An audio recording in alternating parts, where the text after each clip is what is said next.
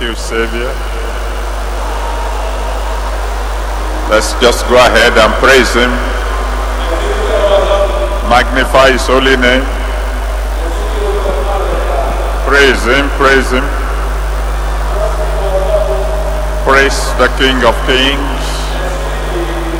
Praise the Lord of Lords. Magnify his holy name. He's worthy to be praised. He's worthy to be adored. Bless his holy name. Worship the King of Kings and the Lord of Lords. Worship the Ancient of Days. Magnify. Praise him. There's no one like him. He is the Almighty. He is the Ancient of Days. He is greater than the greatest. He is better than the best. Praise him. Lift him high. He is great. He is wonderful. He is good. He is kind. He is glorious. Powerful. Holy. Magnify his holy name. There's no one like him. Thank you, my Father. Glory be to your holy name. Thank you, Lord.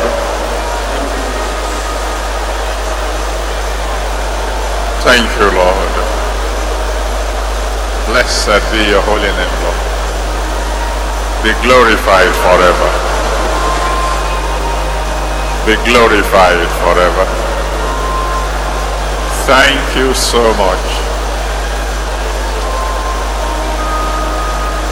In Jesus' mighty name we worship. Now I want you to lift your voice to him and say, Father. Loud and clear, Father. Please show your almightiness in my life tonight. Let's talk to the Almighty God. Show me how great you are tonight. Show your almightiness in my life tonight.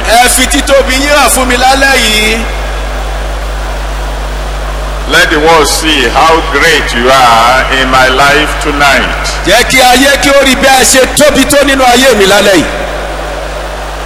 Show me how mighty you are. How great you are. How powerful you are. How glorious you are. Show your almightiness in my life tonight. Show your almightiness in my life tonight.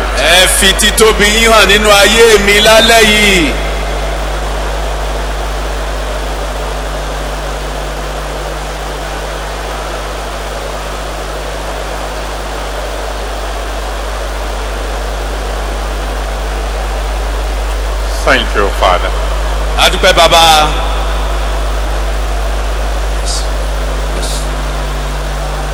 In Jesus' mighty name we have prayed. And then you lift your voice to him and say, Father, every day of this month, give me a pleasant surprise.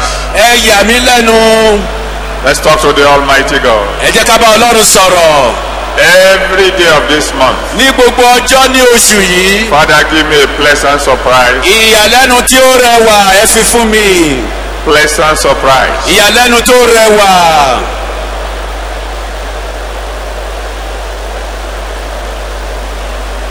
Every day of this month, surprise me pleasantly. Give me a pleasant surprise. Olúwa yà mí lẹ́nu ní ọ̀nà tí ó bá rẹwà ní gbogbo ọjọ́ ní oṣù yìí.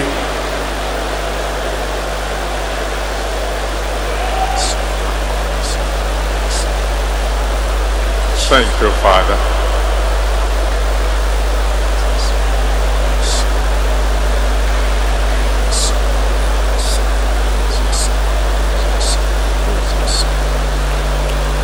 Thank you, Almighty.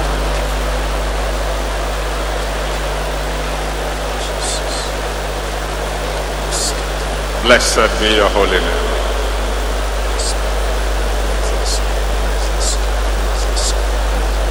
In Jesus' mighty name we have prayed.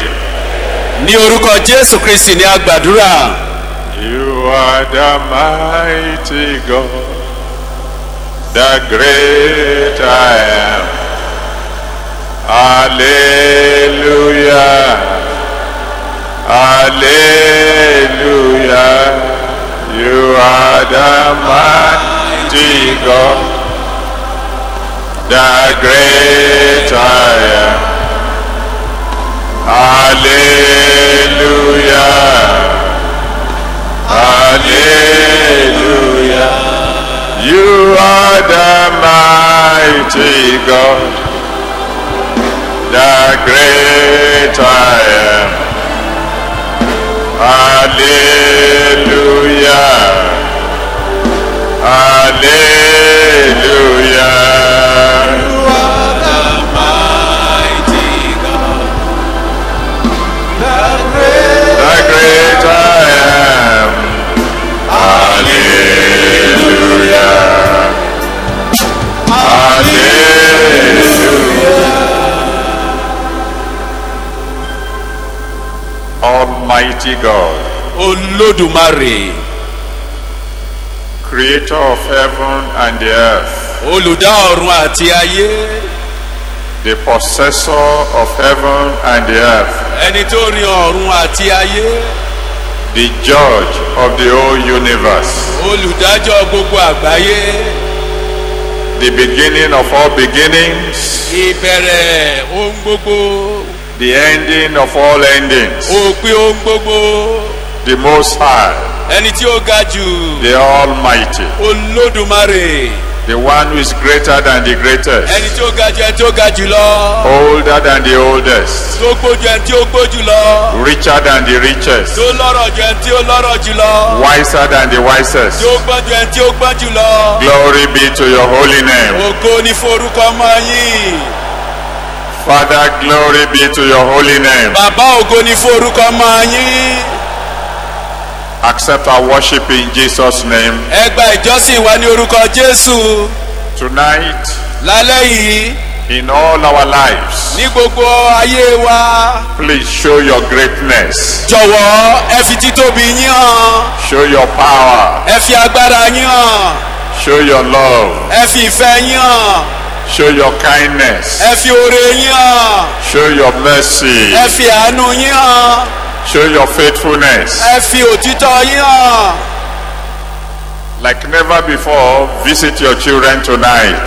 Gẹ́gẹ́ bí ẹ̀ tí ìṣeré ẹbí àwọn èèyàn yín wò lálẹ́ yìí. At the end of everything, Lópin ohun gbogbo, let your name be glorified. kí á gbé orúkọ ọmọ yín ga. In Jesus' mighty name, we have prayed. Ní orúkọ Jésù Kristi ni a gbàdúrà. Amen. Àmín. Let someone shout hallelujah. Kí ẹnìkan kí ó kí hallelujah. Now I want you to shake hands with 2 or 3 people. Mo fẹ́ jẹ́ kí o gbọ́wọ́ lọ́wọ́ èèyàn méjì tàbí mẹ́ta. Tell them, because my God reigns, Kí o sọ fún ọ pé torí pé Ọlọ́run mi ń jọba, all is well. ohun gbogbo yóò dára.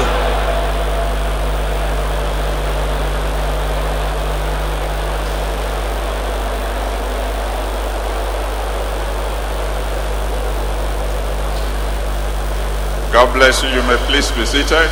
Kí Olúwa kí ó bùkún fún yín, ẹ jọ̀wọ́ ẹ jẹ́ kí á jókòó. Only those who are born in June should stand now. Kìkì àwọn tí a bí ní oṣù kẹfà, àwọn ni kí wọ́n dìde dúró báyìí. If you are born in June, stand on your feet. bí ó bá jẹ́ pé oṣù kẹfà ọdún la bí yín ẹ dìde dúró lórí ẹsẹ̀ yín.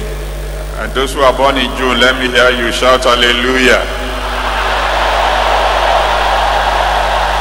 Àwọn tí a bá bí nínú oṣù kẹfà ẹ jẹ́ ká gbọ́ hallelujah yín. Father, we want to thank you for your children born in the month of June. Bàbá à ń dúpẹ́ lọ́wọ́ yín fún àwọn ọmọ yín tí a bí nínú oṣù kẹfà. Thank you for your faithfulness. A dúpẹ́ fún òtítọ́ yín. Thank you for your love. Àti ìfẹ́ yín. We commit all of them into your hands. A fi gbogbo wọn lé yín lọ́wọ́. Father, Bàbá. 6 is 5 plus 1. Ẹ̀fà ó jẹ́ àárọ̀ àti ọ̀kan. So this is the month of abundant grace. Oṣù yìí gan ni oṣù ìbùkún orí ọ̀fẹ́ tí ó pọ̀.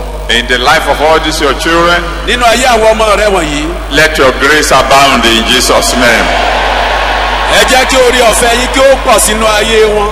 The kind of blessing that they will say this is too much. Àwọn ìbùkún tó jẹ́ pé yóò yà wọ́n gan lẹ́nu. Release unto them in Jesus' name. Ẹ fi fún wọn lórúkọ Jésù. Give them a new beginning Ẹ fún wọn ní ìbẹ̀rẹ̀ ọ̀tun. of joy, Tí ayọ̀. of success, Tí àṣeyọrí. of promotion, Tí ìgbéga. of divine enablement. Àti tí orí ọ̀fẹ́ láti ṣe ohun kan. Let it be well with them Jẹ́ kí ó dára fún wọn. and let them serve you to the end. Wọ́n sì sìn dòpin. In Jesus' mighty name we have prayed. Ní orúkọ Jésù Kristi ni a gbàdúrà.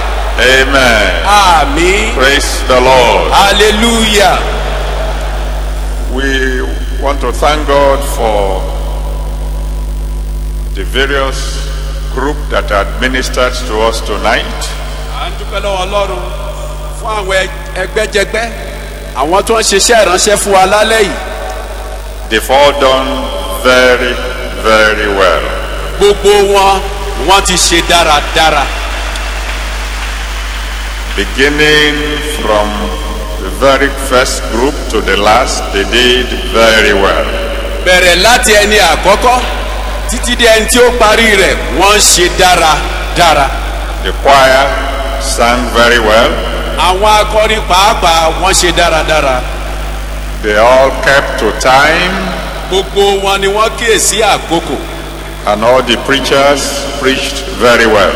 Àwọn olùwàásù wọn pẹ̀lú wọ́n wàásù dáadáa. So let's give the Lord a big round of applause for all of them. Ẹ jẹ́ ká pàtẹ́ fún gbogbo wọn.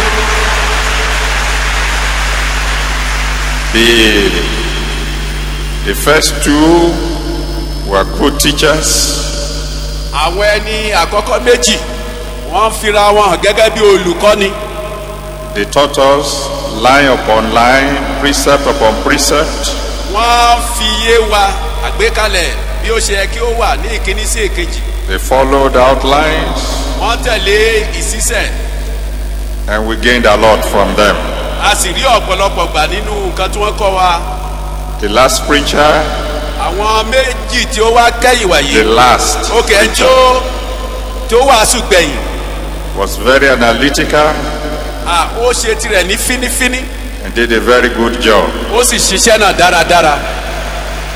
The man from the north Ẹni tí ó wá láti ilẹ̀ àríwá. is a preacher, Olùwàásù ni. hot, full of fire, Ó gbóná. Ó kún fún iná jọjọ. as to be expected from a Christian from the north.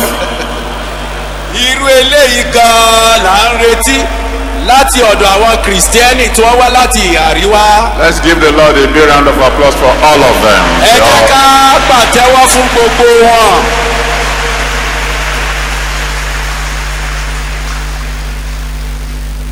But they all kept on saying because of time, because of time. Ṣùgbọ́n gbogbo wọn ló ń sọ wípé torí àkókò torí àkókò We torí all àkókò. know you have a limited time. Gbogbo yín lẹ ti mọ̀. Gbogbo wa ló Ókè mọ̀. gbogbo wa la mọ̀ wípé ìbá àkókò kúkúrú la ní. So just do what you need to do within your time and don't remind us because of time. Ohun tí ó tọ́ sí yín láti ṣe ni kí ẹ ṣe. Kì í wá ṣe ojúṣe tiyín láti máa rán wa létí pé torí àkókò torí àkókò. So next time, don't let me hear because of time. fún délé yìí bí ó bá tún di ìgbà míì bí ọjọ́ èní ẹ má tún jẹ́ kí bàbá ọ máa gbọ́ torí àkókò. I want to thank the Almighty God for my brothers all the way from Ghana. mo ń dúpẹ́ lọ́wọ́ ọlọ́run fún àwọn arákùnrin mi láti ìlú Ghana. They took very good care of me when I was in Ghana in April. wọ́n tọ́jú bàbá dáradára ní ìgbà tí bàbá wà ní Ghana ní oṣù kẹrin ọdún yìí. And I've taken note of what the bishop said. èmi sì ti wá kíyèsí ohun tí bíṣọ̀pù wa sọ. Anytime I feel that they are not taking good care of me in Nigeria,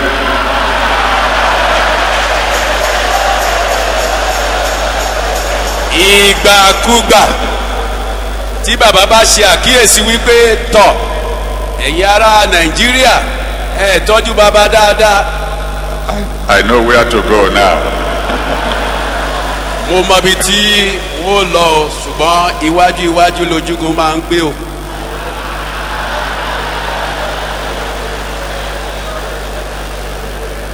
In July, by the grace of God, in ní July, oṣù keje nípa agbára Ọlọ́run if the Lord tarries, bí Olúwa bá fa bíbọ̀ rẹ̀ sẹ́yìn.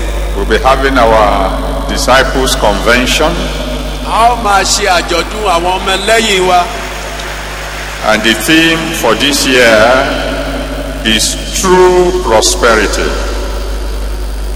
àkòrí tí a ó sì máa gbéyàwó ní ti ọdún yìí ni pé ọrọ̀ èyí tó jẹ́ òtítọ́.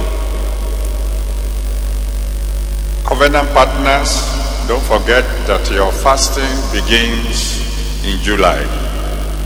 àwọn tí ó jẹ́ pé wọ́n wà nínú tó ń bá bàbá ṣiṣẹ́ wọ́n mọra wọn wípé ààwẹ̀ wọn ó bẹ̀rẹ̀ nínú oṣù keje. The Almighty God who have been your strength in the past will continue to be your strength in the future. Ọlọ́run èyí tí ó ti jẹ́ agbára yín sẹ́yìn yóò sì jẹ́ agbára yín ní iwájú. Psalm 91 verse 1.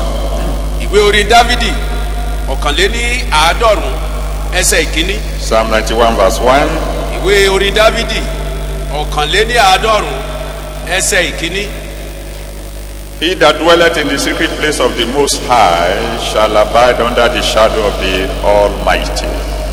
ẹni tí ó jókòó ní ibi ìkọ̀kọ̀ ọ̀gá ògo ni yóò máa gbé abẹ́ òjìji Olódùmarè.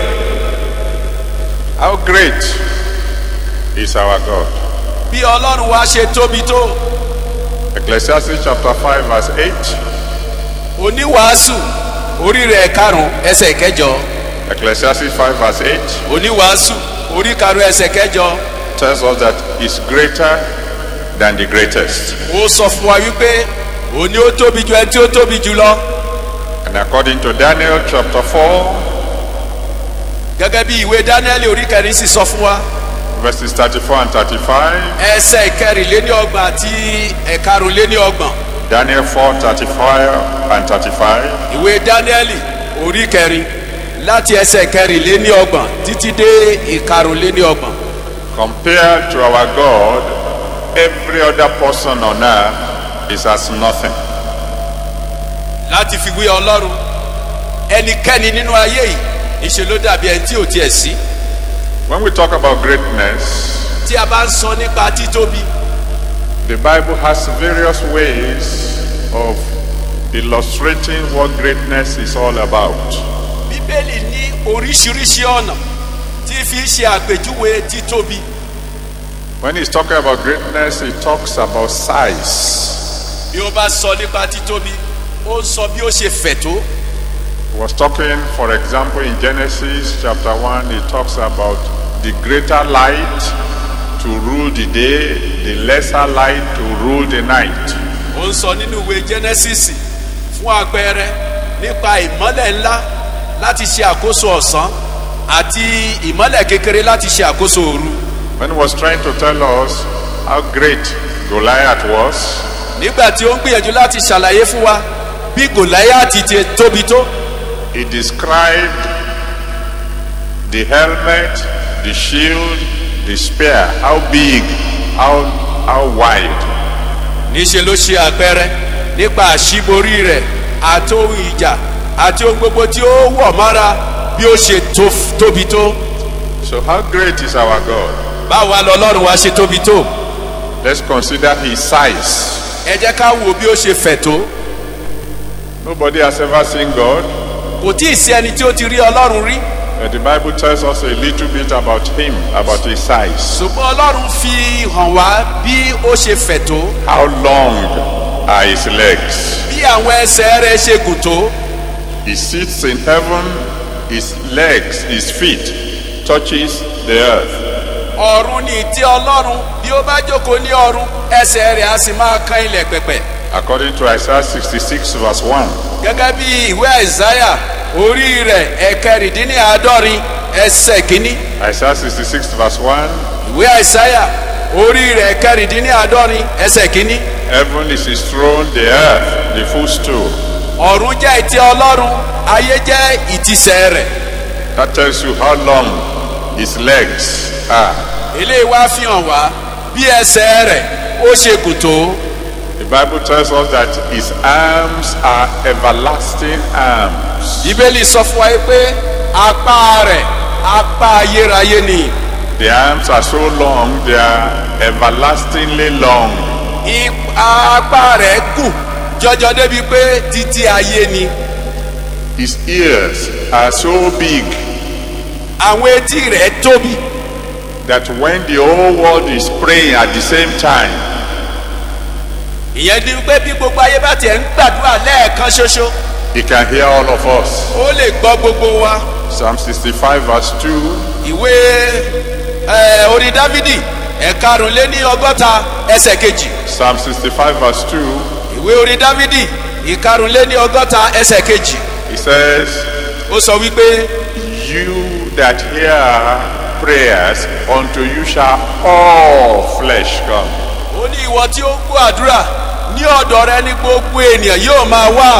So when we are talking about how great our God, bí a bá wá ń sọ nípa bí ọlọ́run wa ṣe tóbi tó. and we consider his stature, a wo fìnìgbọ̀n rẹ̀.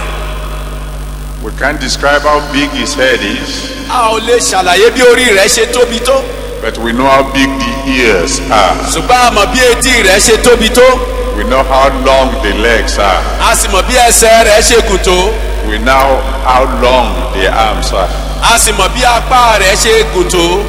Then when we talk about greatness, tí a bá wá sọ nípa títóbi. the Bible also refers to greatness in terms of power. bíbélì tún ṣe àlàyé nípa títóbi lọ sí ọ̀nà agbára.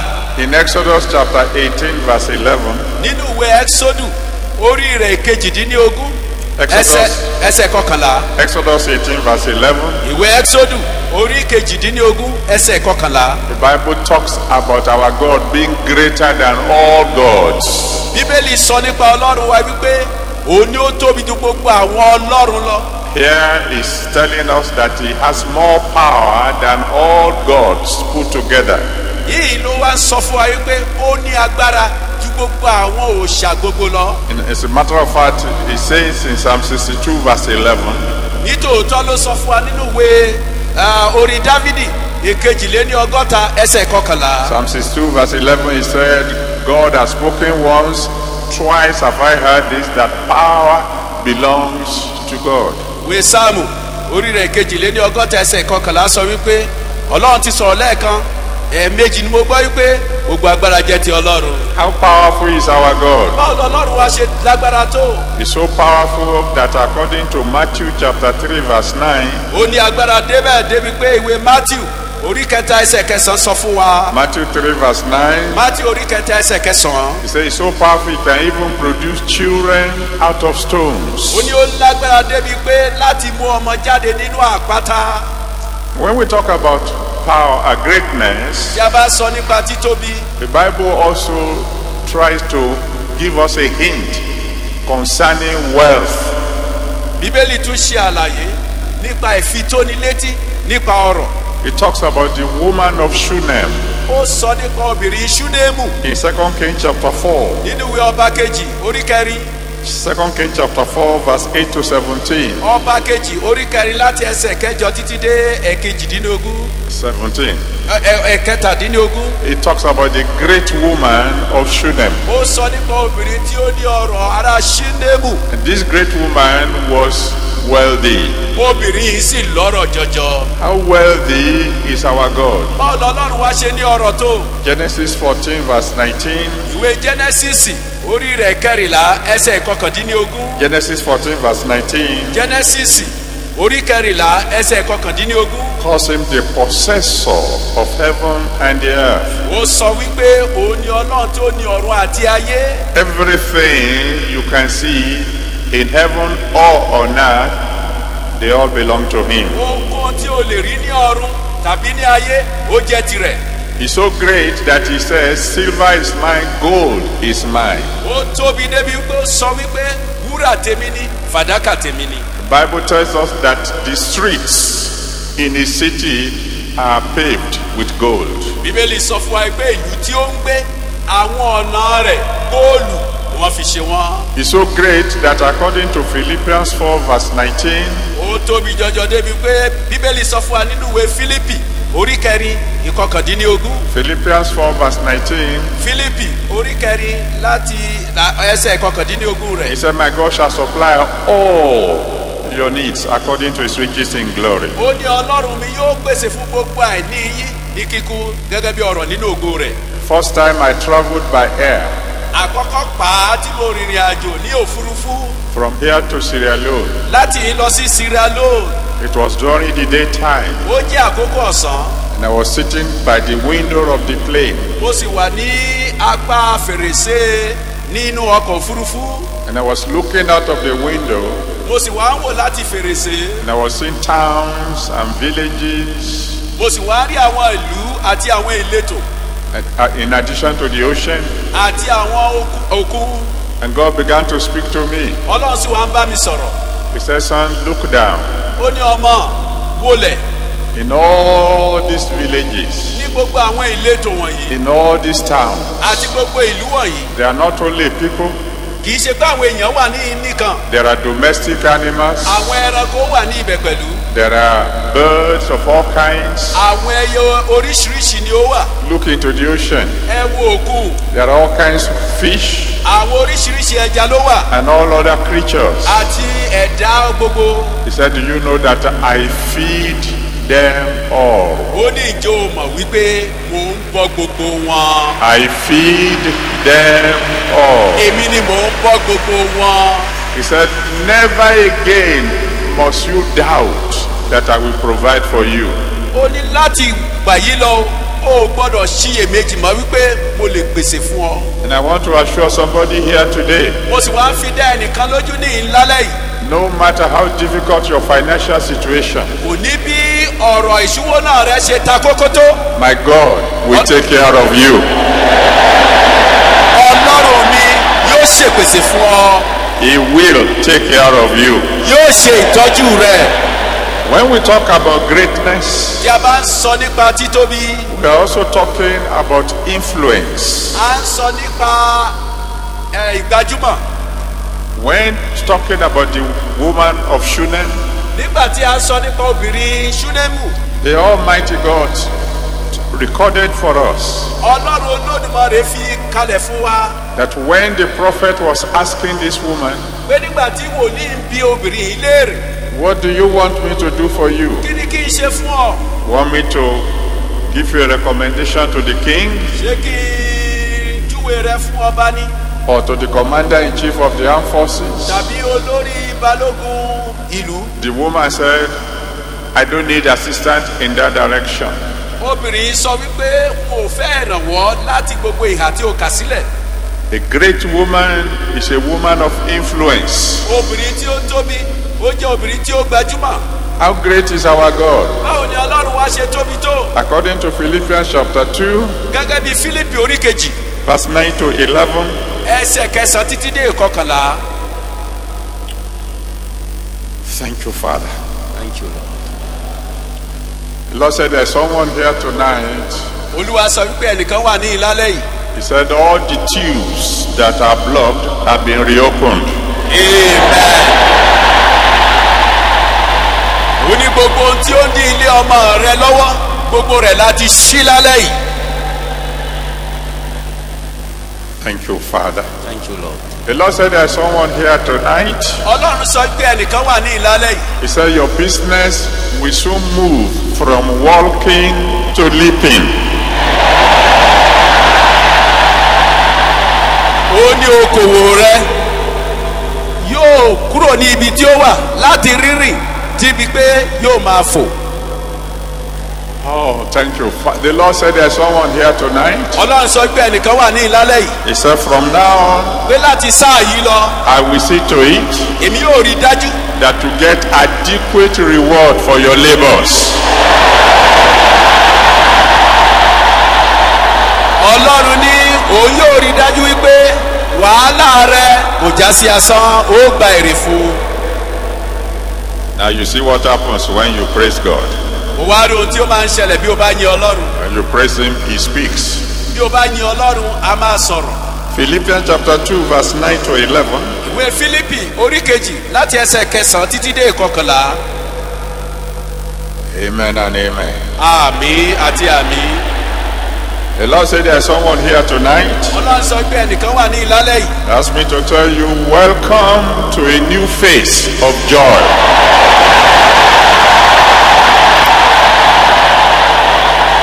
ó ní kí n sọ fún ọ wípé káàbọ̀ sí ipa titun èyí tí ṣe ti ayọ̀. Oh Lord. The Lord said there's someone here tonight. ọlọ́run sọ pé ẹnìkan wà ní ìlálẹ́ yìí. He said your new year begins today. ó ní ọdún tuntun rẹ ó bẹ̀rẹ̀ lénìí. Amen and amen. àmín. It looks as if He doesn't want me to preach. níṣẹ́ ló dàbí pé ẹ̀mí mọ́ fẹ́ gba bàbá láàyè láti wàásù. The Lord said there's someone here tonight. ọlọ́run sọ pé ẹnìkan wà ní ìlálẹ́ yìí. He said for a long time to come. ó ní láti ìgbà tí. For a long time to come. Fún ìgbà pípẹ́ sí i. Fún ọjọ́ púpọ̀ sáàkó yìí. ọjọ́ púpọ̀ sáà àkókò yìí. Your song will be how great is my God. hallelujah. ó ní orí rẹ yóò jẹ́ wípé báwo lọ́lọ́run wá ṣe tóbi tó. The Lord said there's someone here tonight. ọlọ́run sọ pé ẹnìkan wà ní ìlálẹ́ yìí. He said your rainy season will be far, far longer than your dry season.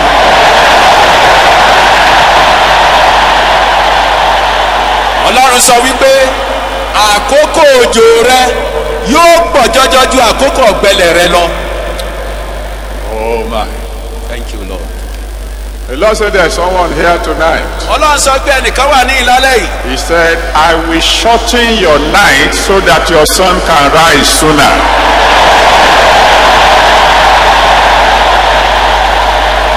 ó lèmi yóò di wákàtí òru rẹ kù kí òru rẹ kí ó bá lè tètè yọ. Now, I was saying in Philippians chapter 2 verse 9 to 11. mo ń sọ̀rọ̀ lórí ìwé Fílípì láti orí kejì ẹsẹ̀ kẹsàn-án títí dé ìkọkànlá. It shows that our God has influence in heaven, influence on earth, influence under the earth. wípé ọlọ́run wa ó gbajúmọ̀ ní ọ̀run ní ayé àti ní ìsàlẹ̀ ẹlẹ̀. He has influence over the wind, he has influence over the sea. ó gbajúmọ̀ lórí ìjì àti lórí òkun. The Bible says in Mark chapter 4 verse 31. ìwé máa sọ fún wa nínú ìwé Máàkù orí kẹrin ẹsẹ̀ kọkànléní ọgbọ̀n. Sorry, verse 41. láti àbí ẹsẹ̀ kọkànléní ogójì. He said, what manner of man is this, that even the wind and the sea obey him? onírú ọkùnrin wo ni èyí èyí tí ó jẹ́ pé ìjì àti afẹ́fẹ́ ó ń gbọ́ tirẹ̀. He has influence over fire. ó ní agbára lórí iná. He can turn the fiery furnace to an air conditioned room. ó lè yí iná tí ó gbóná jọjọ gẹ́gẹ́ bí yàrá ọlọ́yẹ. How great is our God? báwo lọ́lọ́run wá ṣe tóbi tó. He can solve any problem. ó lè yanjú gbogbo wàhálà. just by speaking a word. nípa sísọ kìkì ọ̀rọ̀ kan. He will speak a word to you tonight, yóò sọ kìkì ọ̀rọ̀ kan sí ọ lálẹ́ yìí. and your life will never be the same again. ayé rẹ ò sì ní rí bákan náà mọ́. When we talk about greatness, bí a bá sọ nípa títóbi, we talk about achievements. à ń sọ nípa ohun tí ènìyàn ní. With achievements, nǹkan tó ti ṣe. nǹkan tí ẹni yẹn ti ṣe. What are the things he had already done? kí ni àwọn nǹkan tí ó ti gbé ṣe. When we say somebody is a great scholar, we are talking about how many papers he had written. bí a bá sọ wípé ọ̀mọ̀wé ni ẹni yìí, à ń sọ nípa àwọn ìwé gbogbo tí ó ti kọ. When we talk about a great warrior, we are talking about how many battles he has fought and won. bí a bá sọ nípa akọni ológun, à ń sọ nípa àwọn ogun gbogbo tí ó ti jà tí ó sì ti ṣẹ́gun. What makes someone great could be linked to his achievements. ohun tí ó mú kí ènìyàn kí ó tóbi, a lè sọ wípé ó dúró lórí àwọn nǹkan gbọ́nì tí ó ti gbé ṣe. In Exodus 14, verse 21 to 28, nínú ìwé ẹ́xódù orí kẹrìnlá láti ẹsẹ̀ ìkọkànléníogún títí dé ìkejìdínlọ́gbọ̀n. Exodus 14, 21 to 28. ẹ́xódù orí kẹrìnlá láti ẹsẹ̀ ìkọkànléníogún títí dé ìkejìdínlọ́gbọ̀n. He opened the Red Sea. ó la òkun pupa. He made a way where there was no ó way. la ọ̀nà níbi tí ò ti sí ọ̀nà. He drowned the enemy of his nation in just one night. ní òru kan ṣoṣo ó ní ó gbé gbogbo àwọn ọ̀tá àwọn ọmọ rẹ̀ mì. He said to them, the enemies you see tonight, we will never see them again. ó wá sọ fún ọ wípé àwọn ọ̀tá tí ẹ rí lálẹ́ ẹ̀ tún rí wọn mọ́. He's done it before, he will do it again. ó ti ṣe é tẹ́lẹ̀ yóò tuntun ṣe. In Exodus 17, verse 1 to 6. nínú ìwé ẹ́xódù orí kẹtàdínlógún láti ẹsẹ̀ kìíní títí dé ẹ̀kẹfà. Exodus 17, verse 1 to 6. ẹ́xódù orí kẹtàdínlógún láti ẹsẹ̀ kìíní títí dé ẹ̀kẹfà. He brought water out of the rock. ó mú omi jáde nínú àpáta. He produced something out of nothing. ó mú nǹkan jáde nínú àìsí. He brought satisfaction from an angle you can never expect. ó mú ìtẹ́lọ́rùn jáde níbi tí ò tiẹ̀ rò kàn sí. He has done it before. ó ti ṣe tẹ́lẹ̀ He will do it again. yóò tún ṣe pẹ̀lú. He raised the dead after he's been in the grave for 4 days. ó jí òkú dìde lẹ́yìn ọjọ́ mẹ́rin. He reversed the irreversible. ó mú ohun tí ò ṣe é mú padà bọ̀ sí ipò ó mú padà bọ̀ sí He ipò. made the impossible possible. ó mú ohun tí ò ṣe é ṣe di ṣíṣe. He silenced mockers. ó pa àwọn ọ̀tá lẹ́nu mọ́. He showed that when he speaks, even the dead can hear him ó fi hàn wá gbangba wípé bí ó bá sọ̀rọ̀ òkú pàápàá máa ń gbóhùn rẹ̀. and receive new life. wọ́n á sì gba iye tuntun. How great is our God? báwo lọ́lọ́run wá ṣe tóbi tó. He has done it before. ó ti ṣe tẹ́lẹ̀. He's going to do it again tonight. yóò sì tún ṣe lálẹ́ yìí. Thank you, Father. Thank you, Lord. He says he wants to answer prayers tonight. ó lóun fẹ́ dáhùn àwọn àdúrà lálẹ́ yìí. So I'm going to get out of his way very soon. láìpẹ́ bàbá yóò kúrò níwájú fún ẹ̀mí mọ́ láti gbaṣẹ́ rẹ̀ ṣe. But before we go to pray, ṣùgbọ́n kí á tó lọ gbàdúrà. his love is great. ìfẹ́ rẹ̀ tóbi. Bible says in John 15 verse 13, ìwé máa sọ fún wa nínú ìwé Jòhánù orí kàndógún ẹsẹ̀ kẹtàlá.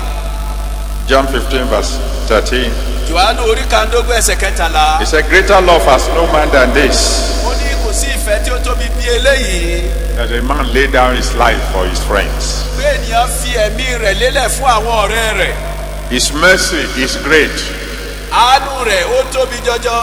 Bible says as high as heaven is above the earth, ó ní bí ọ̀run ṣe ga ju ayé lọ. so is his mercy to those who fear him. bẹ́ẹ̀ sì ni àánú rẹ̀ sí àwọn tí ó bẹ̀rù rẹ̀. His faithfulness is great. òtítọ́ rẹ̀ ga. He said even if you don't believe him, he remains faithful ó ní bí wọn ò bá tiẹ̀ gbàgbọ́ òun jẹ́ olóòótọ́ síbẹ̀. because he can't deny himself. torí pé kò lè ṣe ara rẹ̀. Let me just add this one before I get out of his way. bá jẹ́ kí n fi eléyìí kú kó tó di pé mo yàgò. His anger is also great. ìbínú rẹ̀ wàyí o ó lágbára púpọ̀. Hebrews 12 verse 29. ìwé Hébérù orí kejìlá ẹsẹ̀ kọkàndínlọ́gbọ̀n. Hebrews 12 verse 29 says, our God is a consuming fire. Hébérù orí kejìlá ẹsẹ̀ kọkàndínlọ́gbọ̀n sọ wípé ọlọ́run wa iná ajónirun ni. So when he stretches forth his hand of love bí ó bá nawọ́ ìfẹ́ rẹ̀ jáde and you disregard it, bí ó sì wá kọ títí etí kíkún sí i. when he says he wants to be merciful bó bá lóun fẹ́ ṣàánú and you tell him to mind his ló wá business, sọ pé Fálànà. when he says I want to help you bó bá sọ pé mo fẹ́ ràn ọ́ lọ́wọ́ and you say I don't need your help, mi ò fẹ́ ìrànwọ́ rẹ rárá. the moment he turns his back, ní kété tó bá ti yí ẹ̀yìn rẹ̀ sí ọ. there's very little that you can do again. ìwọ̀nba díẹ̀ mọ̀ ló lè ṣe fúnra rẹ̀. How great is our God? bọ́ọ̀lù ọlọ́run wá ṣe tóbi tó.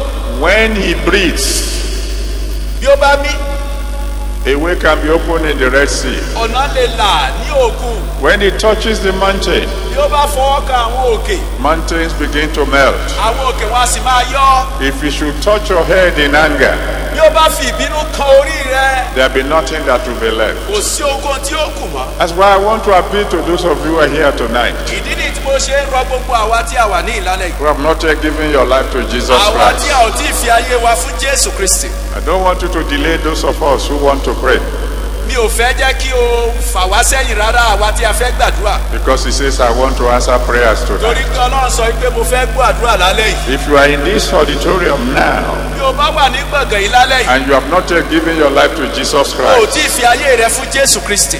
I'm going to give you only 2 minutes ìṣẹ́jú méjì péré la fún ọ to get to the front here. láti wá sí iwájú mi báyìí. If you like, you come. If you like, don't come. bó o bá fẹ́ wá bó o bá fẹ́ o lè má wá. After 2 minutes, lẹ́yìn ìṣẹ́jú méjì if you are not already standing before me, bó o bá sí níwájú mi we will go ahead. àwa yóò tẹ̀síwájú. If you don't believe that God is great, bó o bá gbàgbọ́ pé ọlọ́run tóbi He has various ways of showing His greatness. ó ní oríṣiríṣi ọ̀nà láti fi títóbi rẹ̀ hàn. He can show it in a positive way, ó lè fi hàn ní ọ̀nà tí ó dára He can show it in a negative way. àti ní ẹ̀dá rẹ̀ pẹ̀lú. But if you come to Him, ṣùgbọ́n bí o bá wá sí ọ̀dọ̀ rẹ̀ His love is available now. ìfẹ́ rẹ̀ wà ní àrọ́wọ́tó His báyìí. mercy is available now. àánú rẹ̀ wà ní àrọ́wọ́tó. His pardon is available now. ìdáríjì rẹ̀ wà ní àrọ́wọ́tó. Even though He's the consuming bó fire, tiẹ̀ jẹ́ pé òní iná ajónirun. if you come to Him bí now, o bá wá sí ọ̀dọ̀ rẹ̀ báyìí He will overlook whatever you have done. yóò fojú fo gbogbo ibi tó ti ṣe He kọjá. will save your soul yóò gbọ́ ọkàn rẹ là and give you a brand new beginning. yóò sì fún ọ ní ìbẹ̀rẹ̀ ọ̀tun. So if you want to give your life to Him, bí o bá wá fẹ́ fi ayé rẹ fún I begin to count now. ó bẹ̀ sí ní kà báyìí. Before I say 10, kí n tó ka ẹ̀wàá make sure you are already standing before ipò me. wà níwájú mi And then I will pray for your salvation. ó sì gbàdúrà fún ìgbàlà rẹ. 1, ọ̀kan 2, èjì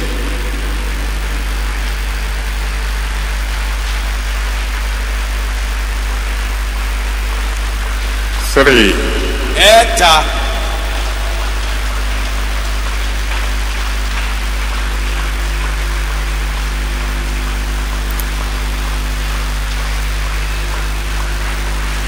4, ẹ̀rin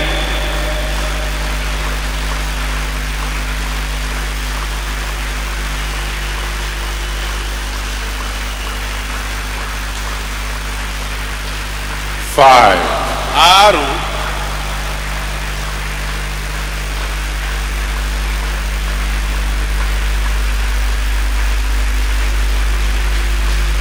6, ẹ̀fà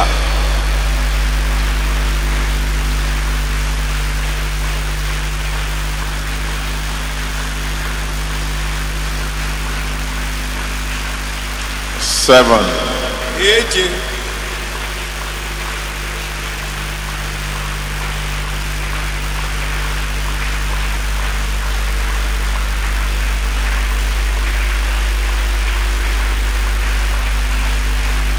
'If you are clapping for a great God, I think you will do it in a proper way. bí o bá ń pàtẹ́wọ́ fún ọlọ́run tí ó tóbi èmi wòye wípé ó yẹ kí o ṣe ní ọ̀nà tí ó tóbi. 8, ẹ̀jọ 9,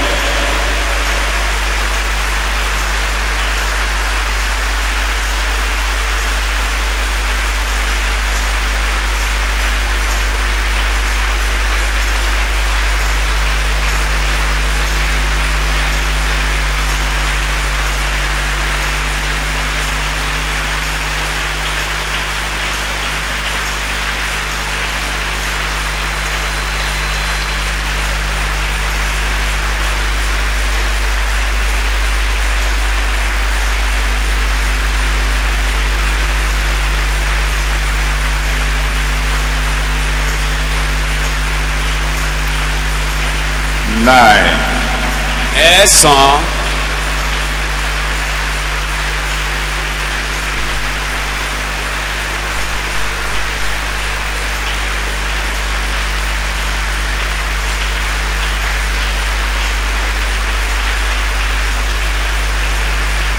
Now those of you who are already in front, begin to talk to the Lord. Iye wa tá a ti wà ní iwájú ẹ jẹ́ ká bẹ̀ sí bá Ọlọ́run sọ̀rọ̀. Including those of you who are already on the way. Àti iye wa tí a ń bọ̀ ní ọ̀nà.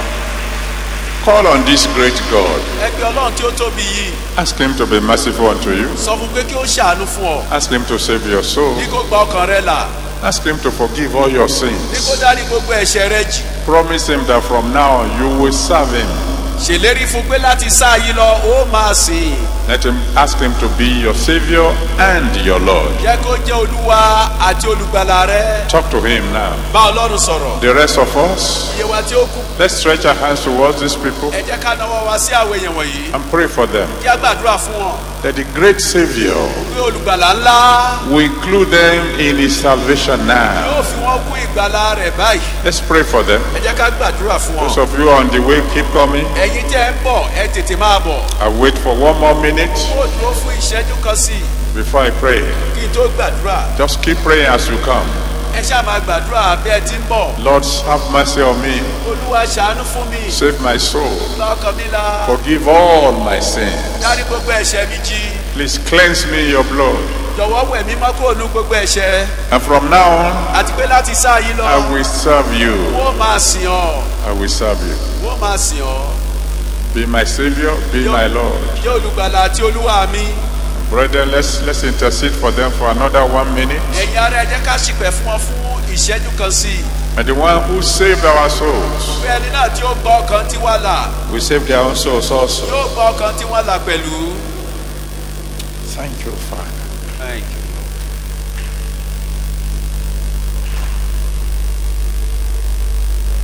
Thank you, Jesus. Keep coming. Those of you on the way, keep coming. Iye wa tá a ṣì ń bọ̀ ẹ jẹ́ ká máa bọ̀. Make sure you get here before I finish praying. Kí o kàn rí pé o tètè dé iwájú bí kí o tó di pa parí àdúrà tá a fẹ́ gbà yìí. Thank you, Jesus.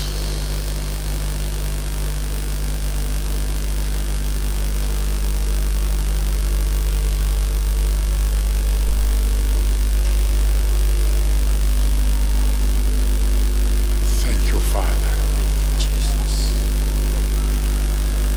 In Jesus' mighty name we have prayed. Ní orúkọ Jésù Kristi ni a gbàdúrà. Savior, Olùgbàlà, I want to thank you for your word. mo fẹ́ dúpẹ́ lọ́wọ́ yín fún ọ̀rọ̀ yín. I want to thank you for your promise that you want to answer prayers tonight. Mo ń dúpẹ́ fún ìlérí yín pé ó dáhùn àwọn àdúrà lálẹ́ yìí. Thank you for these people who have already come forward. A dúpẹ́ fún àwọn tó ti jáde wá yìí. Every one of them, Ẹnì kọ̀ọ̀kan wọn. please receive in Jesus' name. Ẹ jọ̀wọ́ ẹ gbà wọ́n lórúkọ Jésù. Forgive in Jesus' name. Ẹ jọ̀wọ́ ẹ dáríjì lórúkọ Jésù. Wipe away all their sins with your blood in Jesus' name. Ẹ mú gbogbo ẹ̀ṣẹ̀ wọn kúrò nípa ẹ̀jẹ̀ yín lórúkọ Jésù. Save their souls tonight in Jesus' name. Ẹ gba ọkàn wọn là lálẹ́ lórúkọ Jésù. Please write their names in the book of life in Jesus' name. Ẹ jọ̀wọ́ ẹ kọ orúkọ wọn sínú ìwé ìyè ní orúkọ Jésù. From now on, Láti wákàtí yìí lọ. in every facet of their Ní lives, gbogbo ayé wọn. show your greatness in Jesus' name. Ẹ fi títóbi yín hàn lórúkọ Jésù. And the grace to serve you to the end, Àti oore ọ̀fẹ́ láti sìn ín dé òpin. release to them in Jesus' name. Ẹ sì fún wọn lórúkọ Jésù Kristi. Thank you, Almighty God. Adúpẹ́ lọ́yìn bàbá. In Jesus' mighty name we have prayed. Ní orúkọ ńlá Jésù Kristi ni a gbàdúrà. Amen. Àmín. Now I want to rejoice with those of you who have come forward tonight. Mo ń bá gbogbo èyí tí ẹ wá sí iwájú yọ̀ lálẹ́ yìí. The great God will continue to surprise you in Jesus' name. Ọlọ́run tí ó tóbi yóò bẹ̀rẹ̀ sí ní yà yín lẹ́nu lórúkọ Jésù. And from now on, I'll be praying for you, Láti wákàtí yìí lọ, bàbá yóò máa gbàdúrà fún yín. and you'll be receiving miracles very soon. Ẹ ó sì máa rí iṣẹ́ ìyanu gbà. So I'm going to need your names, Wọ́n ò fẹ́ àwọn orúkọ yín your address, àti àdírẹ́sì and yín your prayer requests. àtàwọn ẹ̀bẹ̀ àdúrà yín. So if you turn to your left, bí ẹ bá yí sí apá òsì yín. you see a man waving a piece of wood a there. ó rí arákùnrin tí ó na pátákó sókè. Please follow him. ẹ jọ̀wọ́ ẹ tẹ̀lé. He will take you to where some pastors are waiting for you, wọ́n ò mú yín lọ síbi tí àwọn olùṣọ́ àgùntàn kan ń retí yín. and they will collect the information I need àwọn ìfitónilétí gbogbo tí a sì nílò. and bring wọ́n you fi fún back. wa. wọ́n sì dá yín padà. Very quickly. ẹ jọ̀wọ́ kánmọ́kánmọ́. God bless you. You may begin to go. kí Olúwa kó bùkún fún yín bẹ́ẹ̀ tí ń lọ. What a mighty God we serve. Hallelujah. What a mighty God we serve. Hallelujah. Heaven and earth adore. Even angels bow before. What a mighty God we serve. We are serving Him. What a mighty God we serve. Hallelujah. What a mighty God we serve. Hallelujah. Heaven and earth adore. Even angels bow before Him. What a mighty God we serve. We are serving Him. What a mighty God we serve. Hallelujah. What a mighty God we serve. Hallelujah. Heaven and earth adore. Even angels bow before Him. What a mighty God we serve. Now I want you to take your paper and pen and write down the following prayer points. a fẹ́ jẹ́ kí a mú kálámù wa àti àwọn ìwé wa kí a sì kọ àwọn kókó àwọn àdúrà yìí sílẹ̀. Since he says he wants to hear prayers tonight, let's go and pray. níwọ̀n ìgbà tí wọ́n sọ wípé àwọn fẹ́ gbọ́ àwọn àdúrà lálẹ́ ẹ jẹ́ ká lọ gbàdúrà. Number one, àkọ́kọ́ let's praise him one more time for his greatness. ẹ jẹ́ ká yìn ín lẹ́ẹ̀kan sí fún títóbi rẹ̀. Let's give him all glory and honor for his greatness. ẹ jẹ́ ká fi títóbi àti ọlá fún títóbi rẹ̀. Then number two, èkejì I want you to say, Father, màá fẹ́ jẹ́ kí o sọ wípé bàbá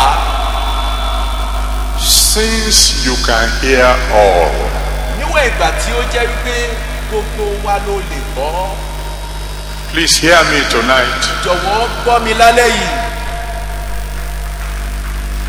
Hear me tonight. jọ̀wọ́ gbọ́ mi lálẹ́ yìí. And then number three, kókó kẹta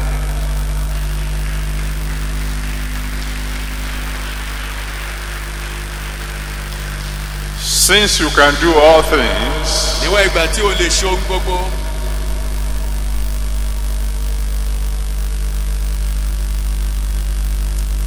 since you can do all things, níwọ̀n ìgbà tí ẹ lè ṣe ohun gbogbo do mine tonight. jọ̀wọ́ ẹ ṣe tèmi lálẹ́ yìí. Since you can do all things, níwọ̀n ìgbà tí ẹ lè ṣe ohun gbogbo please do mine tonight. jọ̀wọ́ ẹ ṣe tèmi lálẹ́ yìí. Number four, kókó kẹrin since you can supply all needs, níwọ̀n ìgbà tí ó jẹ́ pé ẹ lè pèsè fún gbogbo àwọn àìní please meet all my needs tonight. jọ̀wọ́ ẹ bá gbogbo àìní mi pàdé lálẹ́ yìí. Since you can meet all needs, níwọ̀n ìgbà tí ó jẹ́ wípé ẹ lè bá gbogbo àìní pàdé meet all my needs tonight. ẹ bá àìní mi pàdé lálẹ́ yìí. Number 5. kókó karùn-ún. Since you are stronger than the strongest, ìwọ̀n ìgbà tó jẹ́ pé èyí ni ọlọ́run tí ó ní agbára ju ẹni tí ó ní agbára lọ. deal with all those who are harassing me tonight. ẹ kọlù gbogbo àwọn tí ó jẹ́ pé wọ́n ń takò mí lálẹ́ yìí.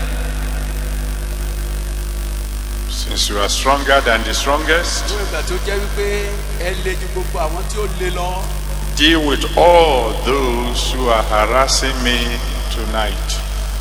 ẹ kọlù gbogbo àwọn tí ó jẹ́ pé ó ń halẹ̀ mọ́ mi lálẹ́ yìí. Number 6. ẹ̀kẹfà.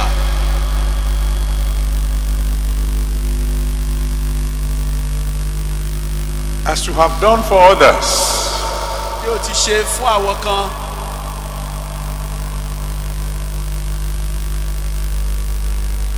please give me mighty testimonies too. jọ̀wọ́ ẹ fún mi ní àwọn iṣẹ́ ìyanu àbí àwọn ẹ̀rí tí ó tóbi. As you have done for others, gẹ́gẹ́ bí ẹ ti ṣe nínú ayé àwọn kan. please give me mighty testimonies tonight. ẹ jọ̀wọ́ ẹ fún mi ní àwọn ẹ̀rí ńláńlá lálẹ́ yìí.